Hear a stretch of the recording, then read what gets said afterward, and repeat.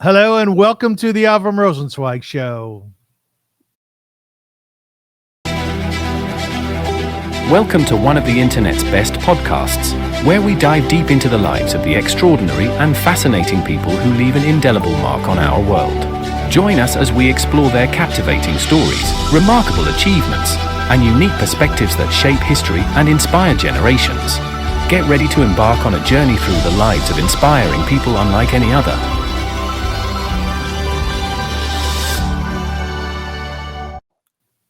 Hello, folks, and welcome to the show. My name is Avrum Rosensweig, and I am delighted to be here with you. Thank you so much for joining. For those of you who have watched the show in the past, we've already done about close to 70 shows since our new iteration. You'll know that the reason that I've developed the Avrum Rosensweig Show is to honor humankind. And by that, I mean to sort of pat ourselves on the back and make us feel good about who we are as a creation. Looking back on all the things that we've done, which are incredible and which in many ways are miraculous. Now, today we're going to be looking at music in that light, and we will be doing so through a dear friend of mine, Lynda Kraar. Hello, Lynda. Hi, Avrum. Nice to have you. Nice to be had, and nice to be on the show. I'm so happy to have you on the show. We're going to introduce you in 1 second, but before we do that, I have something really, really exciting to tell everybody, that I got sponsorship for the show. And that's a really big deal, right? Exactly. All of us who are out there and we're doing our own thing on sort of like entrepreneurs in the area of whatever it is, music, podcast. Once you score a sponsor, it takes your show to the next iteration. So along with that, I have an advertisement to read. And I love the way podcasts do it, right? I love the way podcasts do it because you kind of read it in a personal way. It's not, done by a marketing company. It's done by me in concert with the company who's sponsoring me. You ever get sponsorship, Lynn? Once in a while. It's nice, isn't it? Yeah, it's a lot of begging. That's three-quarters of the job. Three-quarters of the job is whether you're begging for the gig or some sponsorship. Yeah, for sure.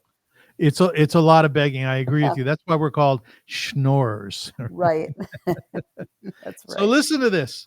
The Avrum Rosensweig Show is sponsored by the Professional Center. You can see their logo up there. Toronto's premier co-working space at 120 Adelaide, where more is the standard. The industry leader since 1987, TPC offers private and team offices, fully equipped meeting rooms, collaborative workspaces, premium amenities, and exceptional hospitality. Book a day, a week, however long you need. Escape work from home distractions and discover more privacy, more productivity, and more community at TPC. For more information, visit theprofessionalcenter.com, and center is CENTRE. You know what these guys do? It's a very cool idea. They have all this space downtown. They rented this big office space, and basically you can rent a piece of it on a daily basis, a weekly basis, a monthly basis, or longer, and you get to utilize their resources. You ever seen anything like that, Lynn? Yes, I love that. I love the concept, and I would be happy to support them because sometimes, you just got to get out of the cave a little bit and go to a common space and just change up your inspiration, your level of energy to accomplish your best work. So I love that. Do you work at home mostly? I work at home mostly. Yeah. We have a recording studio in the basement. So that kind of workspace is a little bit different to replicate, but I'll bet if I spoke to them, to your sponsor, I'm sure there would be some aspect of the work that I could do sitting somewhere else in different scenery and just being able to create from a different perspective. So I'm going to introduce you, but before I do, here's my pre-introduction. You and I have known each other for probably close to 30, 35 years. Oh, please. No, More? It's more. Yeah, but you can say 30, 35. It sounds good. Ish. It's more ish. Very ish. And I have to tell you, there are a handful of people in my life who I consider to be inordinately generous of spirit. And one of them is you. Oh, you're the best. You are a very kind, giving person. Very kind, giving person, right? Thank you. Do you get back as much as you give? Do you feel that? I think so. Yeah, I'm great. People ask me every day, how are you? What's her? I'll ask that. They'll ask me, how are you? How are you doing? And I'll say, I am grateful for every day. Yeah. And I find that if you can find it in you to say that, even if you don't believe it, it just changes the whole energy. And people always say to me, wow, that's great. And I just leave it at that. So I am grateful for every day, because when we say life is like an Oreo cookie, I don't know if we ever talked about this before. It's a sliver of darkness, a sliver of sweet light, Nice. and it's a sliver of darkness, and we're living in the sweet light. I like that. I like that. So I figure, I might as well be happy and go to the light. Just go to the light and try to find the positivity. I don't think it's always easy, but I think if that's your mantra, and if you wake up seeing a beautiful day, it's just as easy to see, and maybe it takes more energy to see a crappy day, especially today when we're surrounded by such anger and hostility and negativity and hate. You just kind of have to do the good fight and just Yeah, be I a agree. soldier for gratitude and the light. You got it. It sounds very crazy in circa 1960s, too many hallucinogenic drugs, but really I think you have to stay in that zone, or you will not be able to create anything. And you come into this world and you take a stone, but when you leave, you should leave two stones. You Nice. won't be able to leave two stones unless you struggle and put in the work to be grateful. No question about it. So people want to know who you are, and I think that's Okay. a reasonable request. Okay. Um, my dear friend Lynda Kraar she's a daughter of Holocaust survivors, and I lead with that because that's a really important piece in her life. She's a professional musician and has been playing guitar really since she's 4 years old.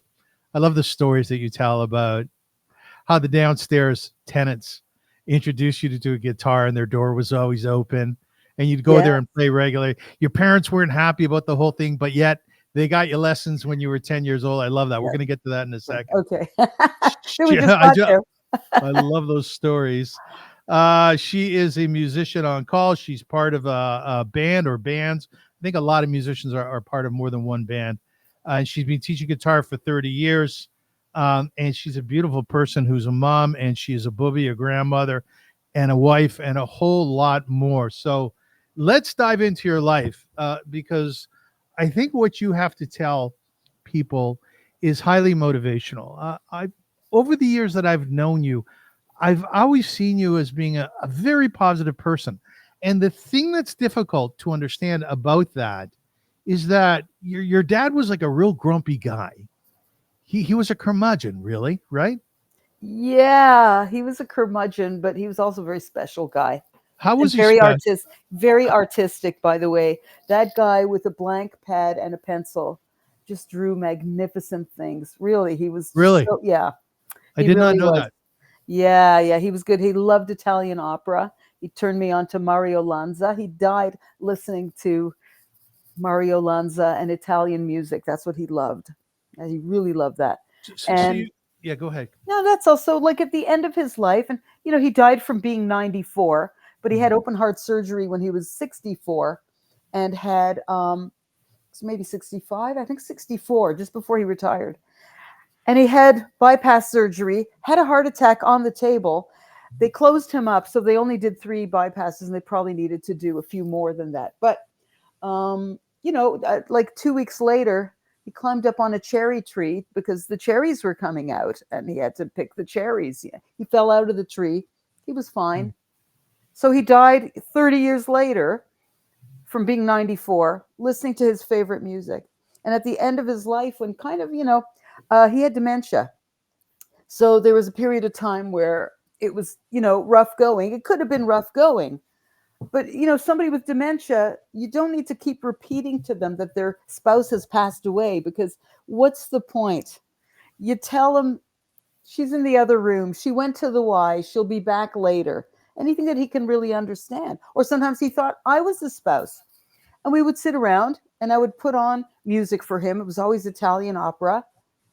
And that's really what he loved. I remember listening to Yiddish music with him, which was tricky. He was from Poland.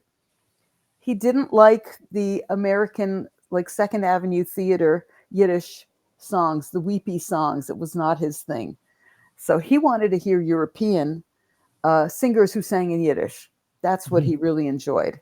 So there were a lot of people that he just did not enjoy. So, we would have these conversations after the dementia kicked in. That's what we talked about. And we would listen to even cantorial music from the 1920s. And he could identify an American right away and say, oh, that's not good. That's not good. Listen to that. He loved Jan Peerce, for example. And friends, go tune in and find music by Jan Peerce. It's everywhere. Jan Peerce was a nice boy who played stickball in New York City as a kid. But, and his singing was magnificent. But he used two different kinds of R's when he sang in Yiddish. One was the American R when he forgot, and they left it in because the recording was so good. You could never get that in another take. And sometimes he nailed it with the European R, with a R. So, just very interesting to have conversations with my dad later in life. Was he more conversational after your mother passed? Because what I remember, Yes. excuse me, coming to your home, Yeah. was that there was broigus between the two. They Oh, weren't happy. sure. They weren't happy, right? No. My father was a very loving guy. All he wanted in his life was love to replace a wife who died at the age of 19 right after the war. That's all he wanted, was to have that love. And he never really was able to get that love from my mom for a number of reasons. But the bottom line was he did have that love in his life.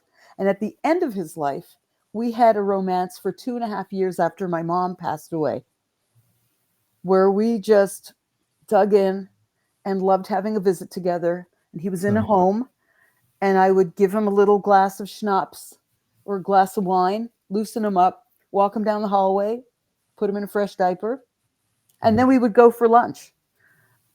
Because he couldn't stand the fact that they only gave them things to eat that required no chewing. And he just really wanted a veal sandwich from San Francesco on Finch Avenue. That's what he wanted. I know it. Happy.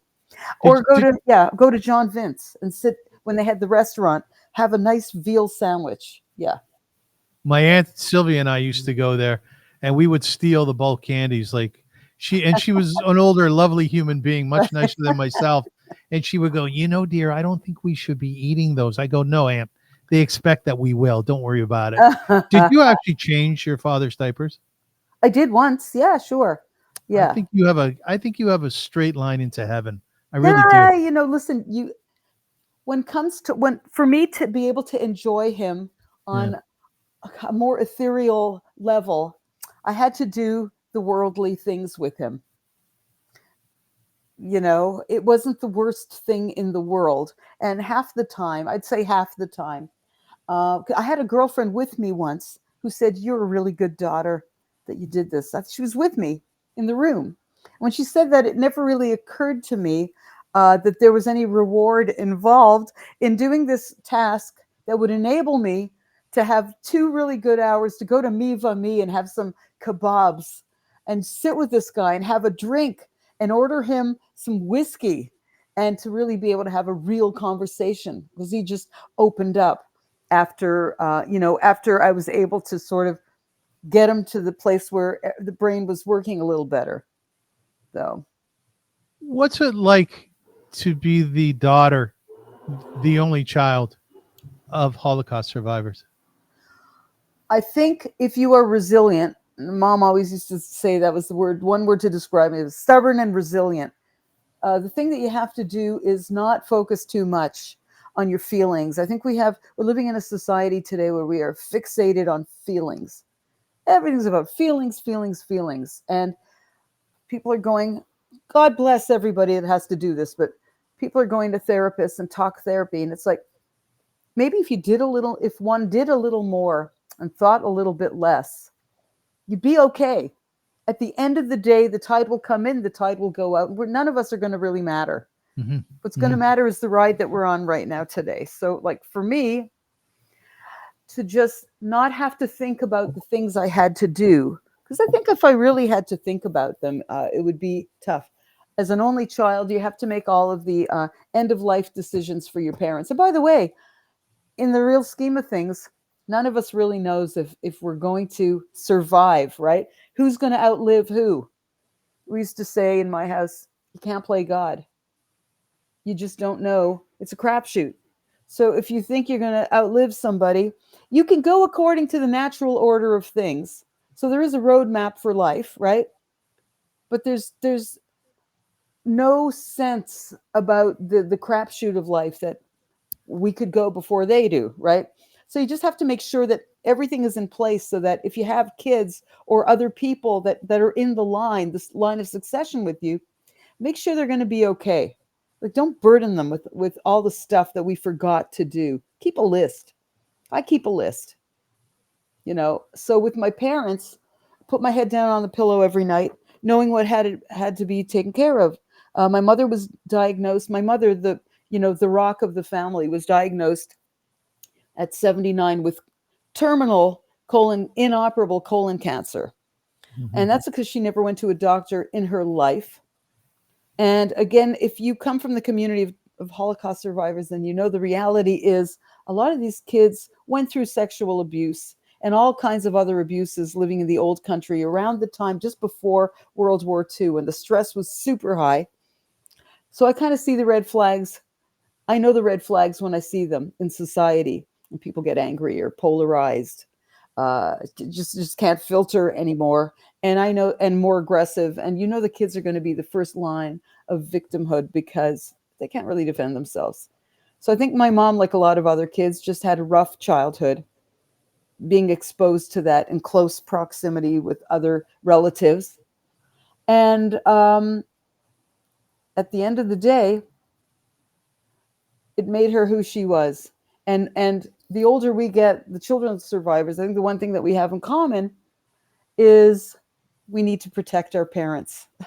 We need to protect them. They saw things that would probably kill us, but we need to protect them. So at the end of the day, you have to do whatever's necessary. You have to do, not just feel, because if you just feel, then your whole kingdom could go crumbling down. So with mom, who was diagnosed, she was probably sick for about 10, 15 years by the time they caught it, because she never went to a doctor because she didn't want anybody poking and prodding her, because maybe sexual abuse, right, when she was a kid. So I had to step in. I was living in New York, New Jersey, and I had to come in every month for a week and just take care of her. And we had home care for her, and I arranged whatever systems within the healthcare, the wonderful healthcare system in Canada, whatever was there. I just made sure that I was able to put all the safety measures in place so she could continue to live in her house, which was her kingdom. And by then I also had to arrange care for my dad, who had dementia, just really didn't know what was going on. And all of a sudden, the rock of his life, even though they hated each other, she was the rock of his life and took care of everything for him. Had to put him in a nursing home and just start to get some care for him full time. So I just had to be sure in my gut that I was doing everything the right way, because I didn't have siblings to process this with. And you find out you don't want to share it too much with your kids, with the next generation. They're young. They didn't really need to hear all of this. You don't really share it too much with your spouse even, because, you got other stuff that you have to do with your partner. I mean, you can share your feelings and talk out loud. At the end of the day, you're still the last word on the decision making. Even if you live with a really strong spouse, I had to do everything my way. And I just had to be assured inside my soul that I was handling it the right way. What was your mom and dad's name? Anne Shidletsky and Freilich. Freilich? What did they call him?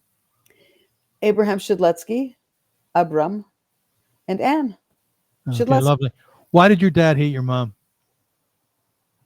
He didn't really hate her. I think he just resented her because she wanted to get married.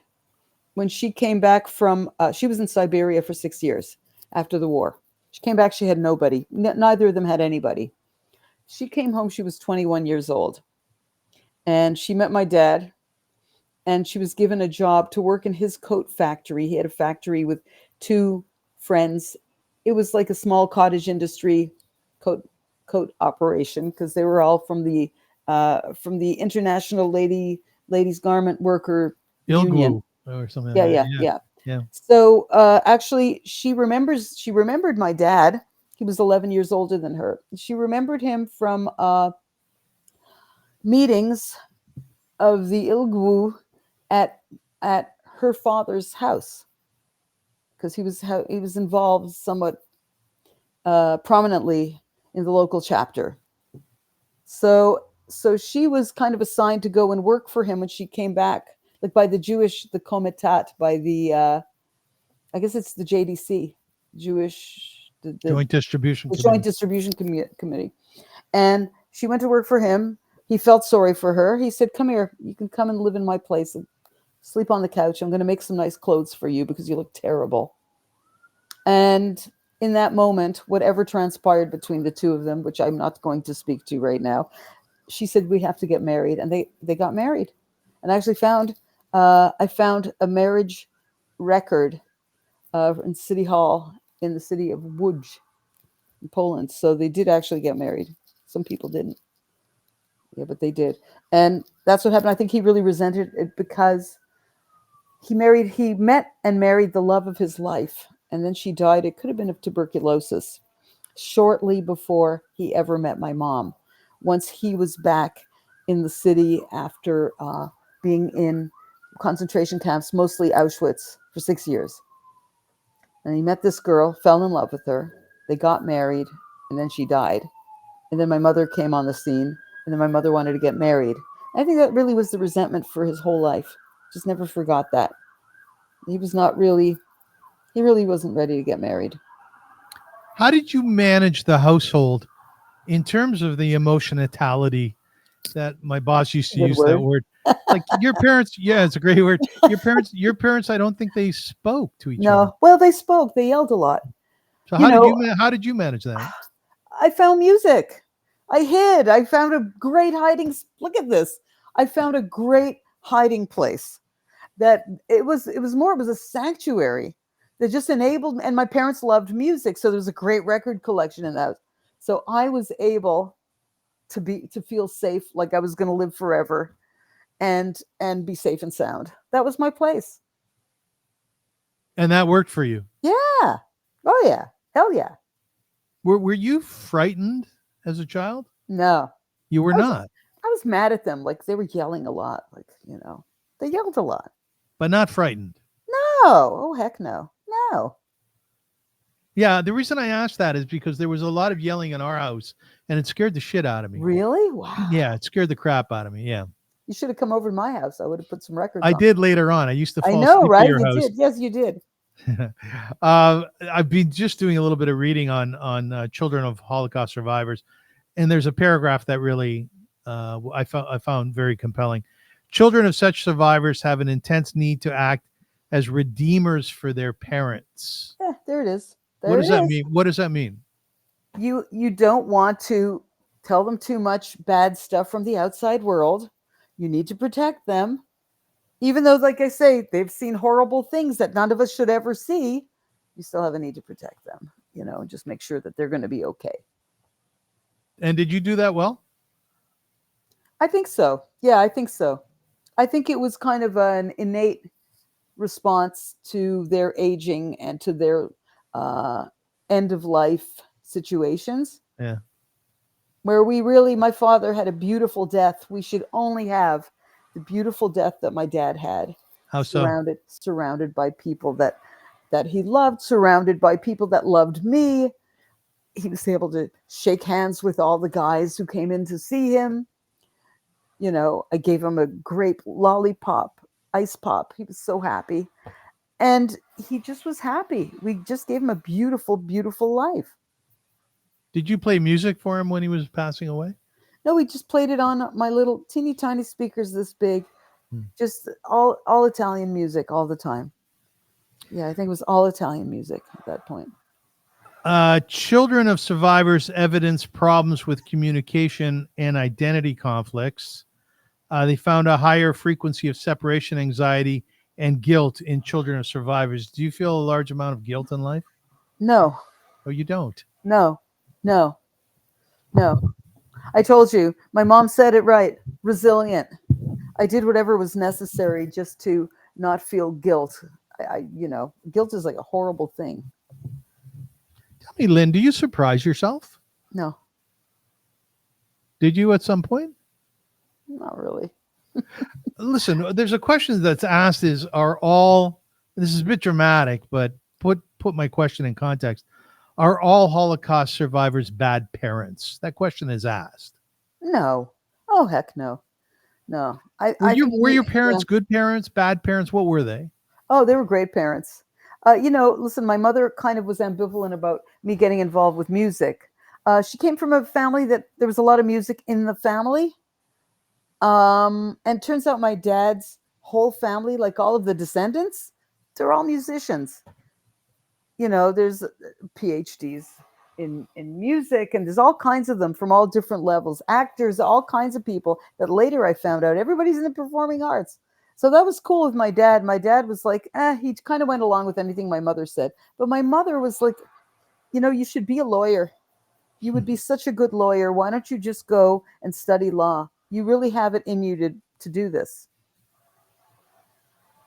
And So, I love law. I love enforcement more than I love law, but I do love the philosophy of law. And I certainly always do examine things that I need to do in order to protect my music, my universe, people I love who just can't seem to take care of themselves. I think I probably would have been like a pretty good social worker, except that I don't like all that feeling stuff. But I certainly would have been able to come up with a plan to help somebody get on their feet or feel secure or stabilize their lives, stuff like that. Which what do you mean though you don't like the feeling stuff? What does that mean? I'm more of a doer than a feeler, really. Okay, so like in my music writing life, I write very emotional things that make people cry. But I'm writing based on your experience, rarely from my experience.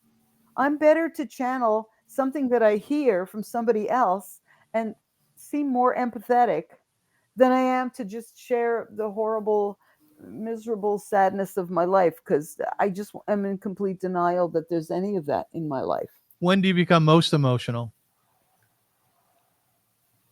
These days, let's see. My babies, my grandsons. Yeah, I would say probably that. My kids. What happens inside of you when you're with them? Oh, I just gush. And I'm like, oh my God, who's going to get which guitar? How am I going to impart my music to them that they'll have something to grab onto, that they'll see the world through a little bit through my eyes or relate to it. They're already doing it. They already know the difference between like a bass and a guitar. They know the difference, especially when they come here. So yeah, it's good. It's good that way. Do you play It's music? starting. You play music in front of them? Oh, lots and lots. Yeah. What's that like? Oh, it's unbelievable. Because what it is you see that they're absorbing all of this information. It's becoming their normal. So they know when they come over to Savta's house, Savta and Jamie, like they're going to be exposed to music and they're going to hear music. Yeah. They have harmonicas. I think one has my grandson in New Jersey, Aspen has a little ukulele, and Fane has a guitar here, and he uses a guitar that I got for his mom recently. So it's happening. It's just sort of getting absorbed into their life, and this is becoming their normal. So their normal will be that they were surrounded by music when they were they shouldn't even remember how long ago. They'll just be a part of their lives. But you have two daughters.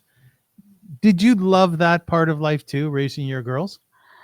Yeah. I mean, I think all parents kind of go through this thing of the exhaustion. You have this kind of idealized sense of how it's going to be when you have children. And then you have the children and it's like, oh my God, this is a lot of work. Things change. Yeah. What do you mean I can't go? I can't go to a show, but I have to. This could be the last tour. But no, you really can't go to that show, or they get sick or they throw up in the middle of the night and your plans are completely dashed. Yeah. You're not even going back into the office Yes. to make a presentation of like this awesome thing that you worked on for months, and in the pre-COVID, I don't know if anybody remembers pre-COVID, but you kind of had to show up. It's not like today You where do. you could post it and do this amazing YouTube, newly revealed, and then you post like a quick reel of 10 seconds. I can't believe it. It's so good, right. And then you can click and go to the website and see the rest of it. No, you actually had to show up and put on a suit and button everything up and maybe sew a button back on and make a presentation. You might have needed like a whiteboard Right. or a flip chart, Right. Now it's like so different. It has its own challenges now. Like eye it's like, contact. It's a big one for me. Eye contact. are you speaking in front of a group? You'll have to pardon me for the vomit on my shirt, right? My kid threw up on me. Now, That's right. let me ask you something. This good. is I a like really that. interesting formula here. You've been married 3 times? 4? 4 times, sorry. Yeah. And you love marriage. Yeah. One might say, well, it's not really working out for you, but that's not your approach at all. Your approach is you've loved all your men and you're really happy in a relationship where there is a ketubah, where there is a license that says the two of you are legally together. You love marriage. Yeah. So I don't know if I was like an ox in another life, but I love having, it's a good Scrabble word, a yoke mate. Yoke. Nice. Yeah. So you can play that through. If you have 7 tiles on your rack, you can play that through an 8th one. Yoke mate's good. It's good in Scrabble. But yeah, that's like my comfort level is just to have somebody to go on the journey with and to love. I like to express my love. It's got to be the right person, of course. But, I love my husband right now. I love my husband. We're having a great ride. Do you compare the 4? No. Not at all. They're all different. Yeah. Yeah. Because I just got a cat. My other cat died. And I'm constantly comparing Jack, my new cat, to Lily, the one who died. That'll go away. I think so too. Yeah. So your first husband was Irish or Scottish? No, my first husband, Glenn Borden, was a nice Jewish boy. Was Glenn. The second one was Irish. Yeah. Glenn just passed away on April 14th. Yeah, I'm sorry to hear that. How was that for you? What was that like? It's rough. You never want to hear that. It wasn't his fault that, I think I did the right thing by leaving that marriage as fate would kind of dictate. His path has not been an easy one. He had early onset Alzheimer's, and it wasn't good. And we were a young family, and I knew that it was not going to be a good situation. Mm-hmm. And I took a very bold decision to leave him. I was pregnant. Yeah. And I had been living in New Jersey with him. I actually came back and had my baby in Toronto. Mm-hmm.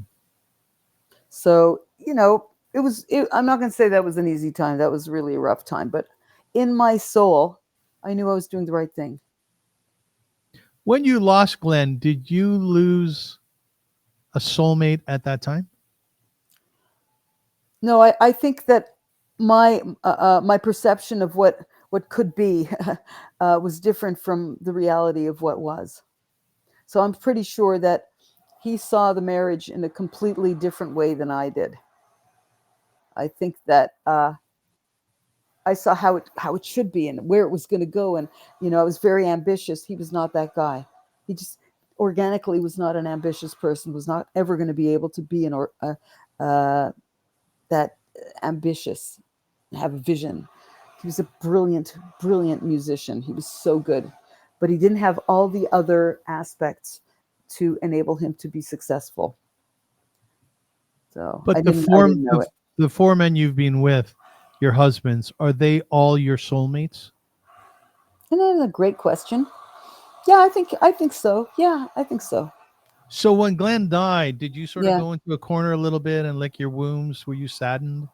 I took care of all his burial arrangements. Did you? in West Virginia, and I arranged to have his instruments, whatever was left, shipped to me. So Miriam and I took a ride Your daughter. my daughter took a ride to our post office in Niagara Falls, New York, and had a day and picked up these instruments. And now I'm still, it's very fresh. But I did what I needed to do I went back into that mode of just, I took care of it, and now I've moved on. But you were mourning him. Oh, sure. I think so. Yeah. A lot of people loved him. There were a lot of people that went on. I wrote his obituary. A lot of people went on to the funeral home site, and so many people that I knew from so many years. People who are still musicians, just nice, sweet, wonderful people. I didn't have a need to tell anybody that I wrote the obit. I didn't have a need to go and openly express. I did what I needed to do to help the situation and to make sure that Glenn was taken care of at the end of his life. His very best, the tragedy is, you have to hear this, the tragedy is he had a best friend who really helped arrange the nursing home for him. And when I got the phone call from the nursing home, I called Dave, and Dave had passed away 2 weeks earlier. So I really had nobody to share it with, but Dave has an extraordinary son who's a bass player, Jesse. Jesse and I had a great conversation, and it was just life affirming to know that, okay, and now we move on. We always keep all of these wonderful loved ones in our hearts, but you got to move on. So I still have some questions about your marriage, but I want to take a turn for a second. There's a lot of jokes about musicians, of which you are. You need to explain this one to me, because you're talking about talking to Jesse, having a great, rich conversation. The joke is, how many musicians does it take to change a light bulb? And the answer? And the answer is, it takes, oh my gosh, I forgot the end. But I'm going to say, how many musicians does it take to change a light bulb? Yeah. It takes one, but they'll stand around talking about it for hours. Oh, for sure. Yeah. So it's like math. It's like mathematicians. Do musicians, like you were just in Nashville, right, for band camp, right? Corey Wong's syncopated summer camp. Yes. Do musicians stand around talking a lot, and what are they talking about? Okay, so it depends. Again, musicians, they're so diverse, right? There's like 14,700 professional musicians in North America, many of whom play in pit bands, so you can eliminate a few thousand, and the rest of them are all sitting around after hearing a really amazing lick and just breaking it down, what happened and what that was, and what did they just hear? How would they have played it differently? What was the time signature? What were the beats per minute? Was there a short measure in there? So there's all kinds of things, because we're constantly rehearsing how we're going to do it when we get up there, when it's our turn. I think everybody does that, but in the music culture, yeah, for sure.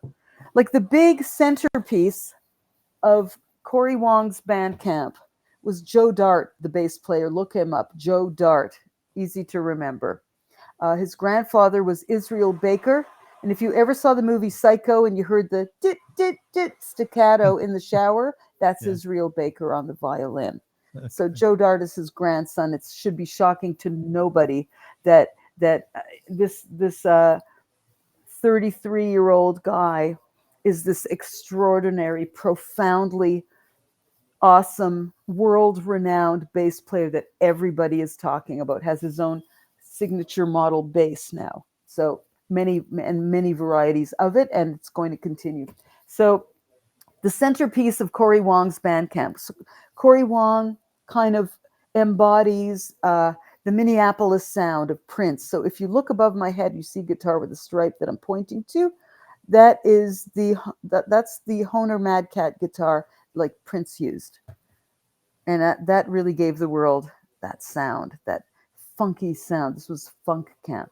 Joe Dart has a song called Deantown, Deantown, Deantown. Go listen to it.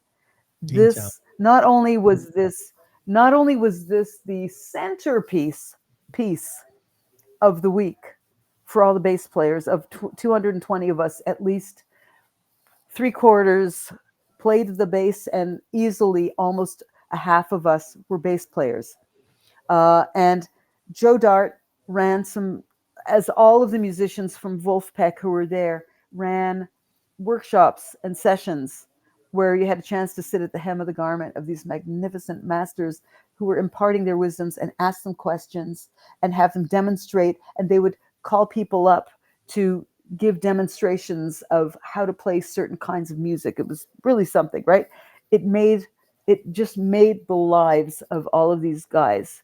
And most of them were under, I want to say under 30. Mhm. So I was there with quite a young crowd. So, so Joe called up a group of bass players. There were multiple amps in the rooms, in all of the various, session rooms, and said, "What do you want to play?" And they were like, "Oh yeah, we'll play. How about Deantown?" And he's like, "Okay." And there's Joe Dart sitting, really shephing nachas and filming, videoing all of these guys playing his song. I can't imagine, as a guy sort of starting the arc of mid-career, starting the arc. And here are the next generation and some older guys playing his song. And he's very influenced by the late, great Rocco Prestia, who was the bass player in Tower of Power. No, Gave Tower the of Power. world. So if you hear What Is Hip, Deantown is sort of Great the song. son of What Is Hip combined with Teen Town by Jaco Pastorius. And that's how you get to this unbelievable it's a song. It's not a song, because to hear the songwriter of the band, Theo Katzman, talk about it, to be a song, you need to have words. This doesn't have words. It's an instrumental piece about 4.5 minutes long. Bucket deka, bucket deka, bucket deka, bucket deka. If anywhere that Joe Dart plays in the world with his band, the entire audience sings along with it. Yes, probably 80% of them are guys. But to get that tribal, to tap in and to just hear those guys singing the whole thing from beginning to end, and then to get to band camp, and for Joe to see sort of the creme de la creme who come to the camp. It's not cheap to go to this camp, or easy for a lot of these young guys to come. For him to hear people giving it back to him, the love, to play that song that means so much to them and will probably guide their careers. And as they go on in their careers, and eventually some of them might become the soundtrack of the lives of our children and even of us, because it's music on such a high level. It's extraordinary. I don't even know what to tell you. I mean, Lynn, if a lead singer is an extrovert, is an entertainer, yeah, is somebody who's prepared to stand in front of 20,000, 30,000 people, right, and just show his guts, his kishkas. right. What is a bass player? Invisible. Yeah. By the way, some of the greatest singers who write amazing music, even if they don't write the amazing music, they're not necessarily extroverts. It could be that they have Asperger's syndrome. And one of the ways that they get out from under the yoke of that, there's that word again, yoke, okay, whatever, is by stepping forward. So by sort of, you can invert yourself, or you can kind of bring yourself in, right? Like make yourself in. A lot of people are able to just stand out there and do their thing, what we call tits out. Not everybody is like that. But then when they get off the stage, they're not that person, right? So like we have a thing that we say, at first you suffer for fame and fortune. Once achieved, you suffer from fame and fortune. It's very rough to deal with audiences. Can I tell you one quick, teeny tiny? Yeah, Teeny tiny. It's a lot of name dropping, so get ready. Just happened to me. I'm holding on. Okay, so I'm in Nashville. I get in the elevator. And right now, in the moment that I get in that elevator, I say, I don't need to have any merch or swag signed by all of these amazing superstars, like the percussionist from Stephen Colbert's show. And they all work together. I don't need, but all these guys have a need, and they're going to go and buy some merch and have it signed and have a one-on-one. And it really takes a few hours to get through the line, right? So they're all the guys. They've been doing this all week. They're being, their attention is being requested respectfully by all of these people over the course of 4 days. It's very intense, right? A guy gets into the elevator. It's just me and the guy is running away from a bunch of guys who are trying to take selfies with him. And, oh God, what is his name? Hold on, I'm going to tell you in a minute.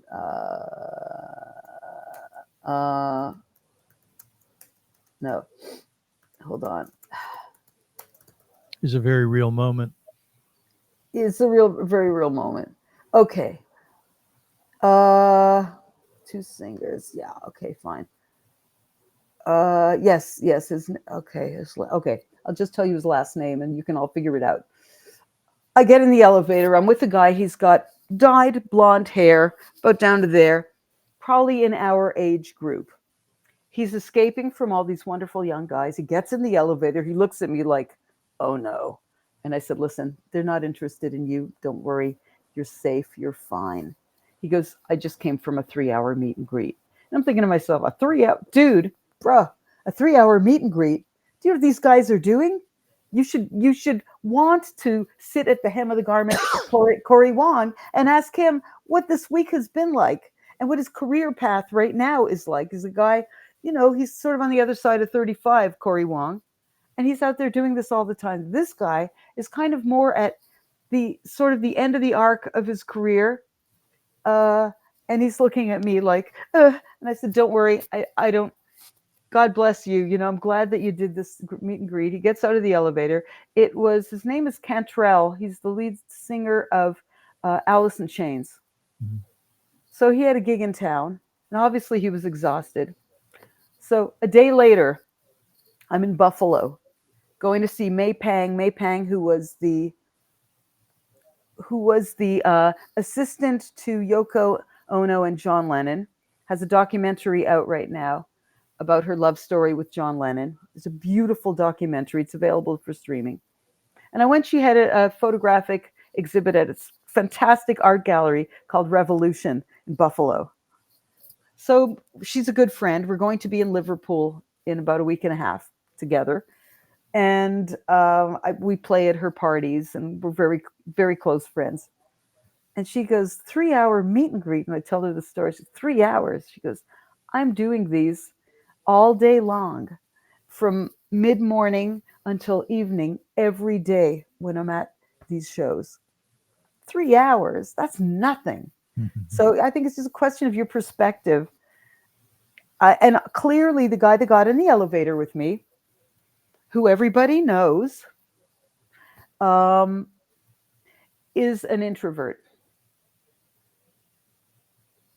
Despite the fact that he's the lead singer of a band that is so renowned and has made so much money and has so much notoriety. And this guy just could not wait to get out of that elevator. So, Lynn, when you're standing up on stage, and I've been watching some of your videos, the stuff you did in the El Macambo, what does it mean to feel invisible up there? Oh, when you're playing bass? What do you experience? Oh, first of all, when I play in the mid-century moderns, I play more of an upstage front role where I'm making eye contact and shouting and hooping and hollering and jumping around on the stage. Is it real? Guitar. Oh, it's real. Yeah, I love it. I love that. I love that role. Sure, because when I play bass, I'm very much in the background. So like when I'm recording, I am really conservative in the studio. Like I've met people who are so larger than life. They're in the studio and they're doing all kinds of stuff. But I would say that most professionals have to really be quite familiar with the material and intimate with the material before you can just go and rave on and just really live your best life on that instrument. Because your job as a bass player is to support the song, support the singer, and be in lockstep with the drummer. That's the job. Yes. So my problem is I'm a little funkier. I like to play ahead of the beat most of the time. I like to turn the beat around if I can, but I can't do that in studio. In the studio, I will use a pick, just like Carol Kay says, "Oh, everybody in the studio uses a pick." Well, that's the only way you're really going to get an even sound. Like there are some songs that I will play just fingers. There are for sure slower tempo, mid-tempo, ballad. But when it comes to playing something that needs to have a little rock and roll to it, I have to be very mindful not to play in front of the beat and not to just be that guy who's out there, not in time with the drums. But I still get the gigs. Go figure. Well, what does that mean? You want to be ahead of the beat? What does that mean? Oh, to just jump ahead. You have to be on the 1, 2, 3, 4. 1, 2, 3, 4. I like to sometimes go 1, 2, 3, 4. 1, 1, 2, 3. Why? 4, 1, because it feels great. How does the rest of the band feel about it? They probably don't notice because I'll catch myself if I'm doing it. If I'm in a live performance, in the middle of the song, so like the beginning is very important because the beginning establishes the story, right? Yeah. The middle, you sort of have a little more liberty, and then the end, you just have to make sure that you're in there tight, nice and tight. I might play a nice riff or some kind of interesting thing at the very, very end, and then end on some kind of a nice staccato note, and then go out with the drummer. But beginning is an ending, because you really have to be so conservative and be in step with what the song is and what the singer is doing. Yeah. And Lynn, when you're on stage and you're in sync with the drummer, are you looking at each other? Is there sort of a message that's going back between the two of you? Yes. Yeah. You're the pulse, right? So you have to sort of always be connected. Like with me, I'm mostly hearing the snare and the kick drum. Mostly I'm hearing the kick drum. I want to hear what's going on. So that, like I was just saying in one of the workshops in Nashville, when I come to your rehearsal, at the rehearsal, I'm probably going to come in on the 2, not on the 1, because I want to hear what's happening. I want to hear where everybody's at. I may come in on the 3 in the first measure, but then I'll lock in and I'm okay. And then I'll play the song. And by the time we get to the gig, I'm coming in, of course, with everybody on the 1 because I'm professional. But at the rehearsal, that's an opportunity for a musician, especially a support musician, to understand what it is that the singer is trying to convey. Yes. And not step all over. It's not my show. It's not the Lynda show.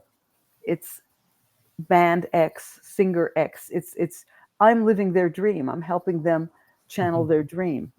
So you just have to always be mindful. And by the way, you can't forget. So you should have some good resources available to you before you go into a gig. If you're not feeling confident, I go to sort of a private site for bass players. That was developed by two of the lead people from the bass department at Berklee School of Music, called the Bass Vault. And that is Stephen Bailey, who's the chair of the bass department, and Victor Wooten, who is sort of the scholar in residence. Both of them are they're gods. They're unbelievable. They're titans. But I go onto their site and I may just pull up sort of an old lecture that they did or a workshop that they did, just to get that wisdom, to remember what is exactly the thing that I'm doing. It's not to be the girl in the band with the cool hair. It's not to be that guy. It's not to be anything other than somebody who is going to make that song be fabulous. And like the other thing I said to Rooms of Bass, I said it to Joe Dart.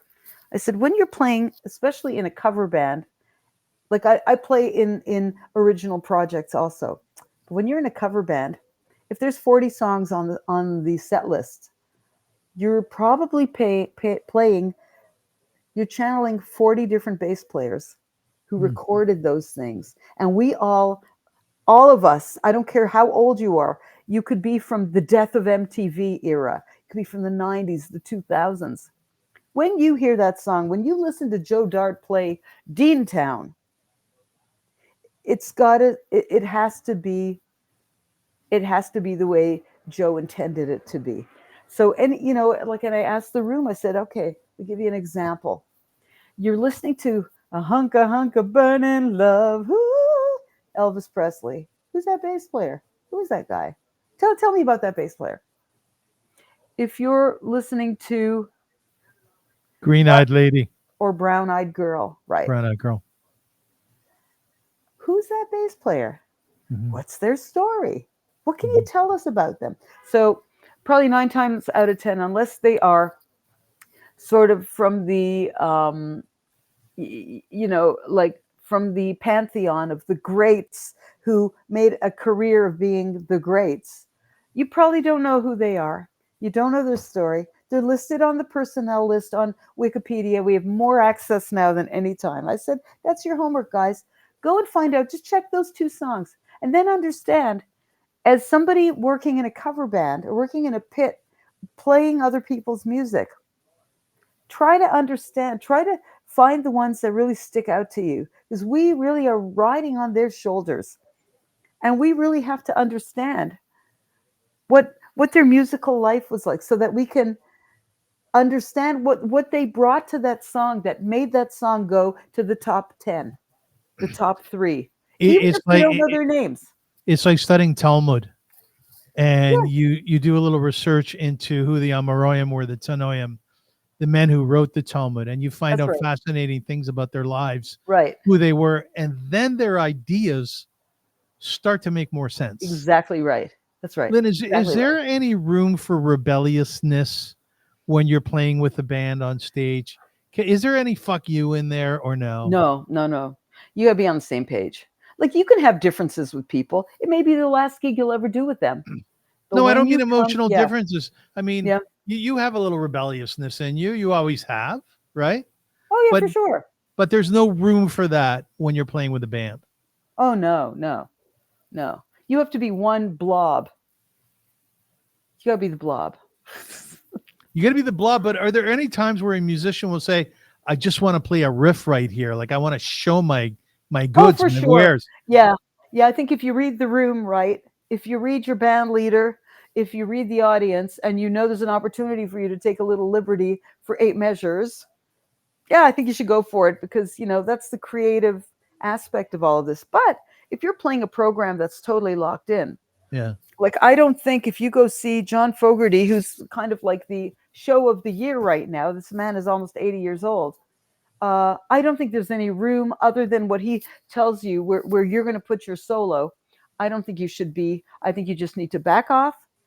He's John Fogerty, and you have to let him be. Not only do you have to let him be John Fogerty, you're there to make him be John Fogerty. Nicely said. There's a lot of smoke and mirrors here.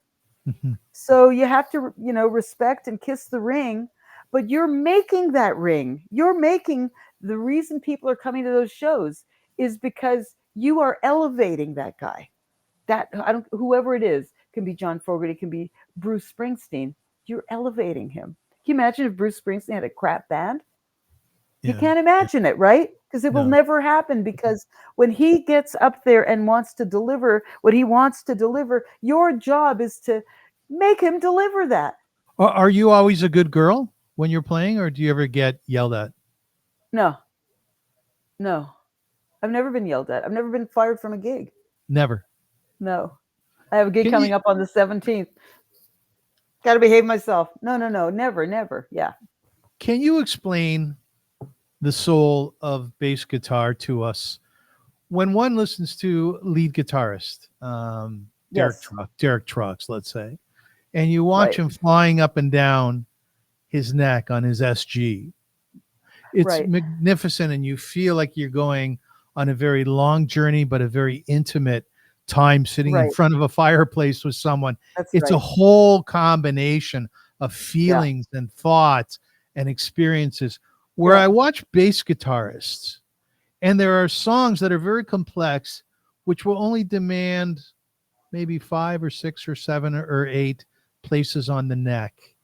Yet there's brilliance within that. What is Right. it about Right. bass guitar that is so simple, yet some Yeah. argue it's the most complex instrument? So the bass really started to evolve with a technology change. I want to call it in the 1500s, when you now have the basso continuo. which was the instrument that pushed everything along with a continuo, with a bowed, steady note. Like sometime in around that same time frame where we know more, it's more documented about how music was as Europe was nationalizing and how the courts of Europe started to hire musicians. Bach was one of them. Rick Beato can tell you everything you need to know. Rick Beato, the YouTube sensation, can tell you everything you need to know. Educator, music educator, about Bach. That's his expertise. But he will also tell you that, we actually have some of his employment contracts from the courts, and he had some of the same issues. He was a terrible businessman. He couldn't get paid on time. He had interns that wrote, hey, like we used to talk about the Beatles. If one of the Beatles, if Lennon and McCartney were writing a piece and one of them couldn't come up with what they called the middle eight, which is the bridge. The bridge is the part of the song that explains what in poetry the rest of the song is saying. But if you really need it clarified and hit on the head, the bridge will tell you exactly what it means, and then they move on to the chorus. So one of the Beatles or the other would say to the other one, can you write a middle eight for this? I got nothing. So during the Renaissance, Bach had interns that wrote them and students that wrote middle eights for him when he just couldn't come up with anything. We'll never know who those people are. Much the same way, like all of the rabbinical texts, there are certain things that are attributed to some people, but it could be an energetic student that offered to help, who shall forever remain nameless. So the bass really started, once instruments started to get louder, and you needed to have a guiding tone, that became the bass. It was the lowest note. It's like the heartbeat. And once we got away from bowing, once we switched over to other kinds of instruments, the lutes, the theorbo, which basically was a bass, big long thing. There's a picture of me online when I was in Krakow playing a theorbo, having a lesson. That, you started playing short notes on it to go along with the music, to go along with songs, because songs were, the Renaissance was like the first Woodstock, like free love. Let's sing about things that aren't devotional to God. Let's sing about love. So that's the first time you really start to see that in the 1500s, and the whole quality of music started to change. You started to hear these beautiful things, and in that moment, a thing that today we call the Nashville number system, which is an easy shorthand to know where you're going, what's the next chord coming up. The Renaissance had that also. It was called figured bass. So the bass was always a big deal. If you look up figured bass, you'll see that there are numbers, fours and ones and sus chords as music was evolving. The music is not evolving now. It's kind of stopped evolving. Now we have ambient sound. Now we have all these soundologists. Like there's a guy from Montreal called Anomaly. He's making this ambient music. It's so good. But if you don't like it, and if you want to hear a song about love that the Beatles wrote, you're not going to like Anomaly. But if you're open-minded and you can understand how it's evolved at the end of this common practice era of we've had 300 years of having the same musical system, the same way to read it, the same way to write it, the same chord structures, the same time signatures. So the bass is giving you the pulse. It's giving you the pulse. It started being one continuous note. When you go hear an orchestra play, when you go to hear the TSO and you hear the tuba player, you're going to hear those tones. You're going to see also they have the upright bassists, and sometimes they're going to pluck notes in the staccato, and sometimes they're going to be bowing those notes. But you're going to hear that from the bottom, taking you where it needs to go. So that's what you should be listening for when you hear the bass. Do your bass notes, do they connect with your heart? Do you feel the beat of both at the same time? It's such a great question. Really, it's a really great question, because when I listen to all of the bass players whose music I have to deliver, I'm listening to little fills that they play. Everybody plays differently. And that's where I think their soul is. When in the moment when I say, I'm not going to play it like that, like I could, but it's going to be counterintuitive to how I play. Mm-hmm. I may play something a little bit differently because it's not my brain. That's not my brain. That's somebody else's brain. So there are going to be certain things that I can play and certain things that I won't play and certain things that I can't play because they're a genius. James Jamerson from Motown, he played the soundtrack of your life. If you ever listen to many Motown records, the Jackson 5, you'll hear him. Everybody who's a bass player has a trained ear to it, knows what they're listening to. They also know those bass lines once they start because they determine where that song is going. They really influence the song so much. So James Jamerson is like huge.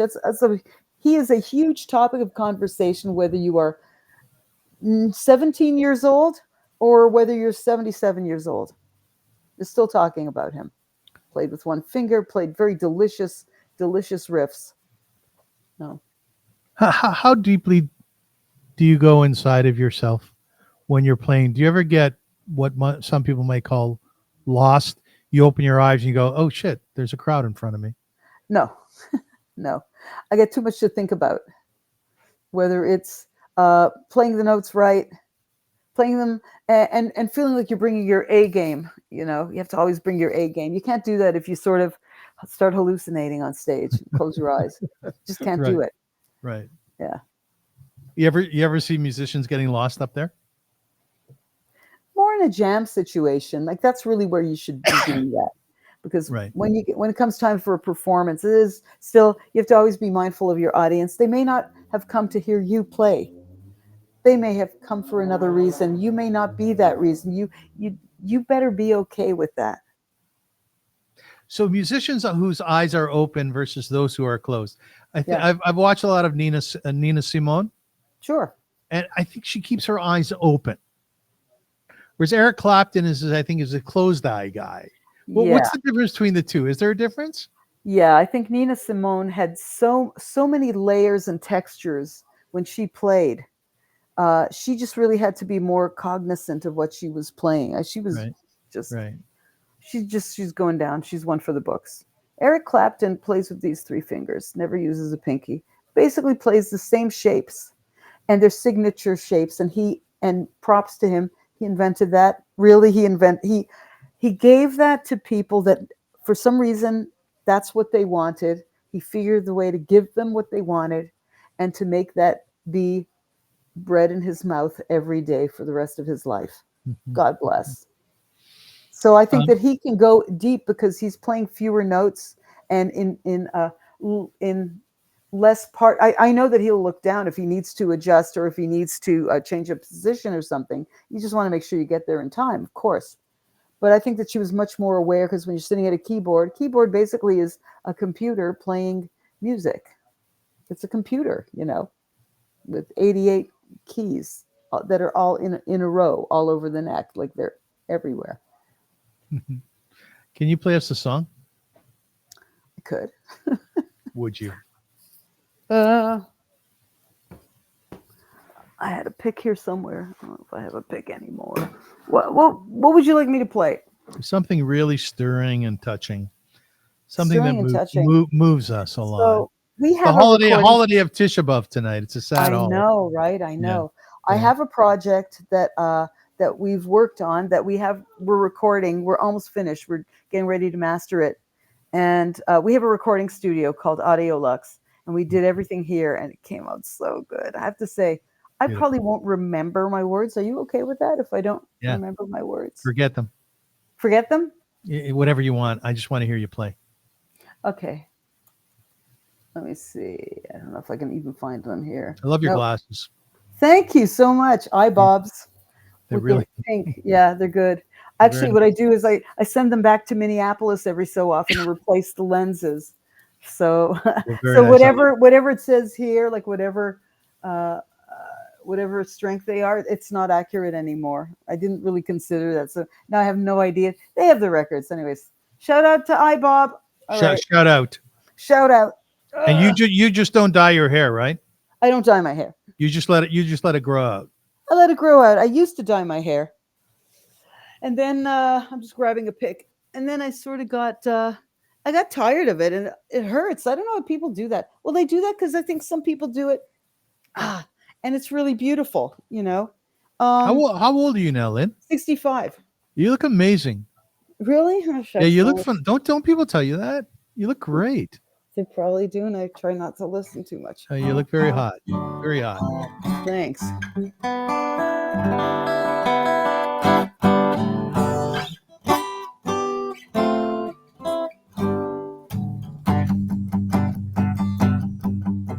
Hey, you in that corner, what you hiding from?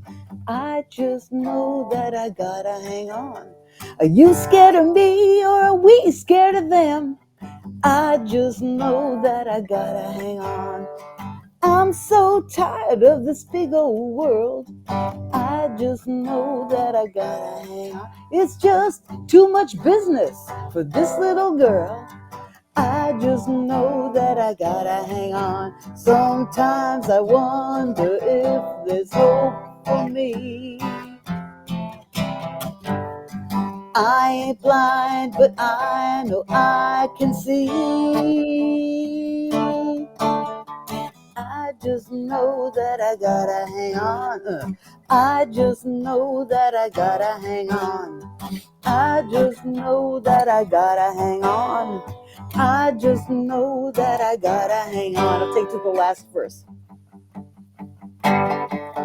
In the desert we sat for 40 years. I just know that I gotta hang on.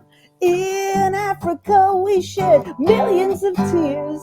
I just know that I gotta hang on. And in the USA we're just an alien nation.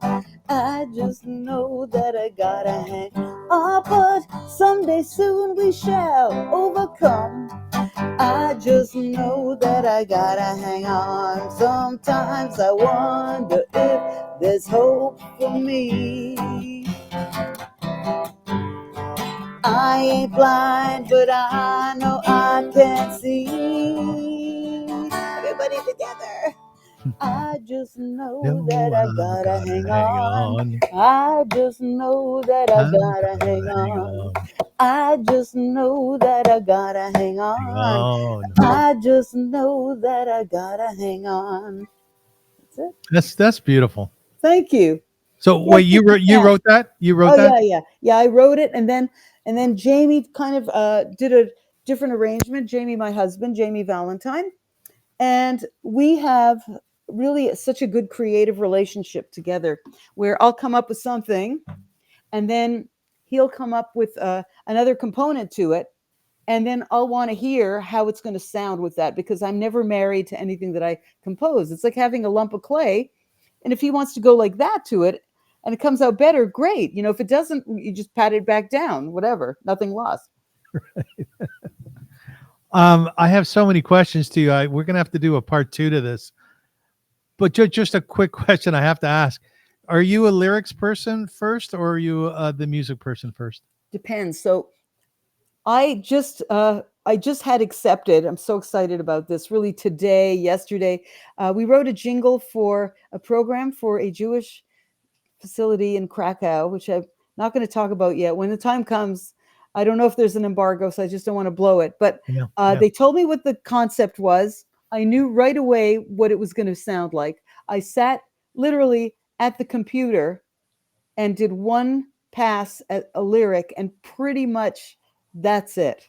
And they loved it. So I went to Nashville, had a great time. Jamie was home in the studio and came up with the instrumental aspect of it. It's just a fly-in for a podcast, right?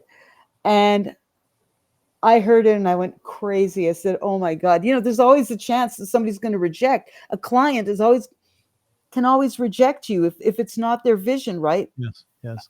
But I just sort of wrote them we're so thrilled to send you this. We hope you like it.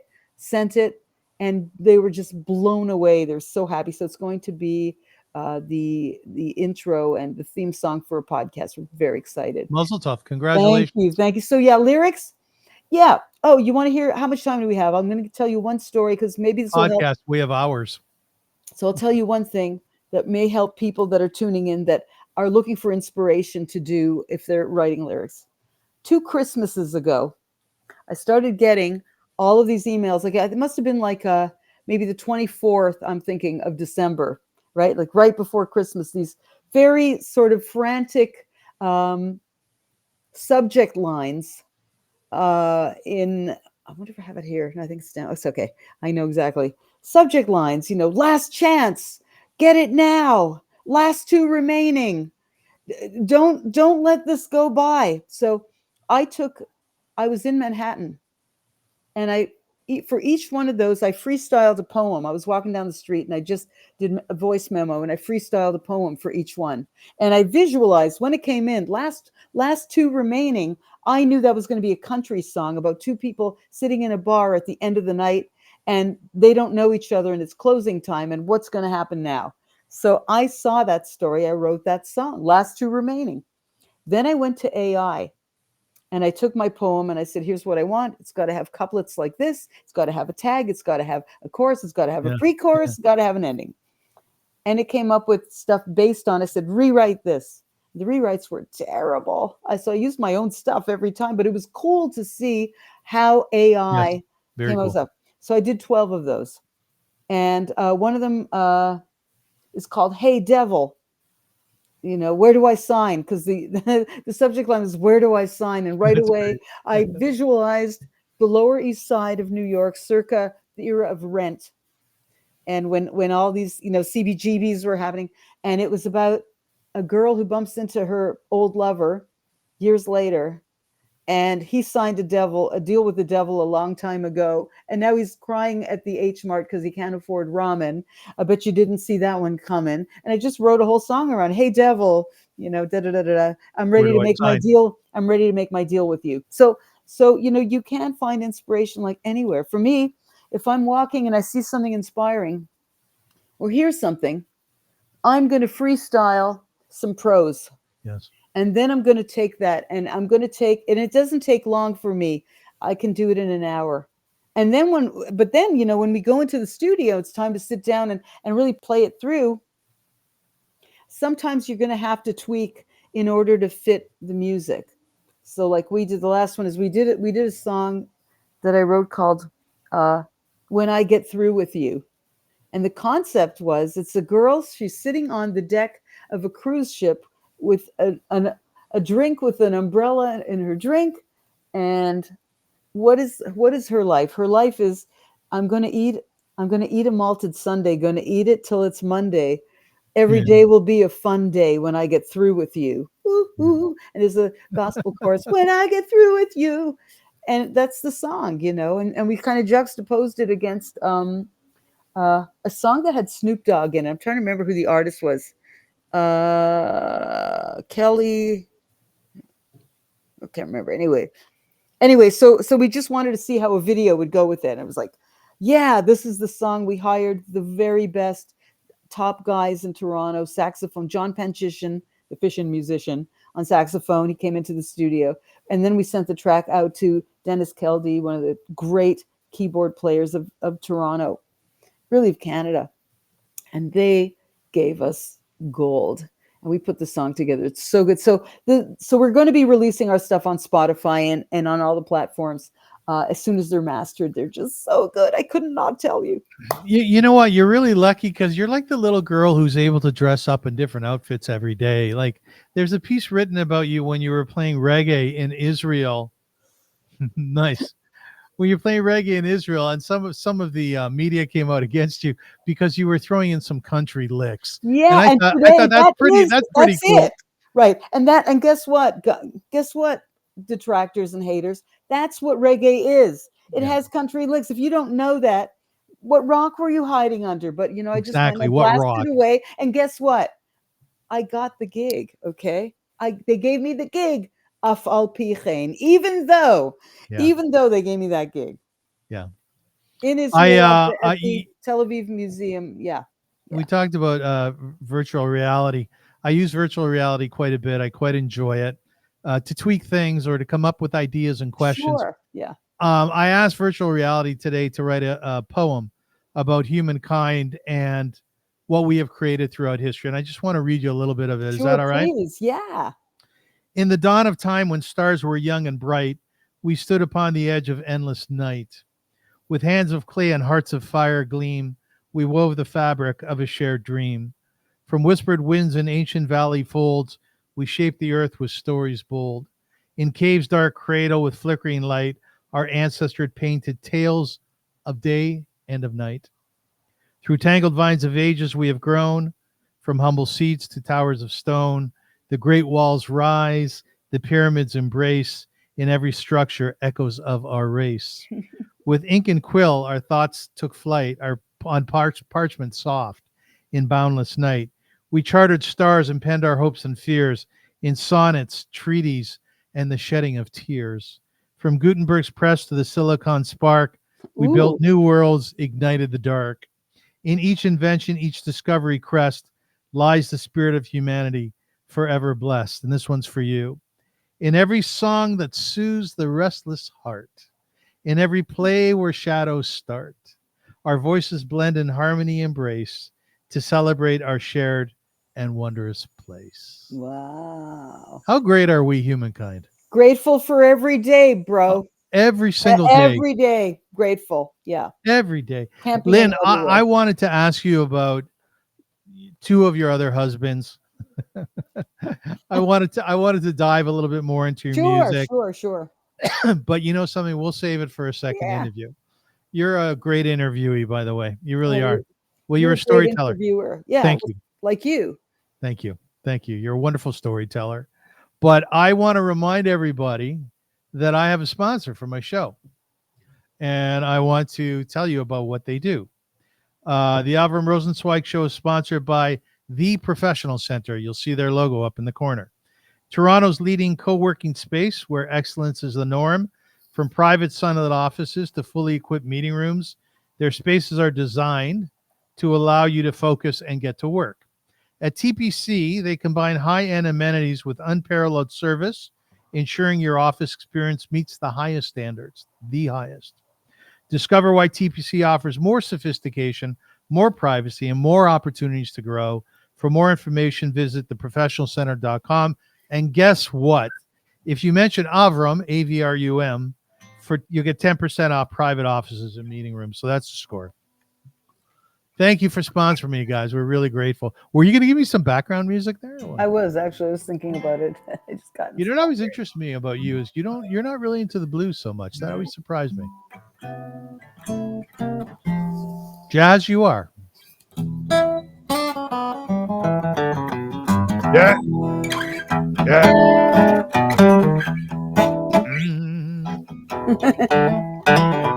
Ladies and gentlemen, you have been listening to the Avrum Rosensweig show. My guest today has been the inimitable Lynda Kraar. Lynda, thank you so much. Thank you so much. Thank you. I See you enjoyed being with again. you. Mwah. I always love listening to you. I always enjoy it. Mutual. Thank you, dear. Thank you. We will see each other soon. Folks, TPC, check them out. You can do that once again at their website is theprofessionalcenter.com. And what I ask everybody to do is to listen to my interviews and to really listen to the guests and find that spark from them within you.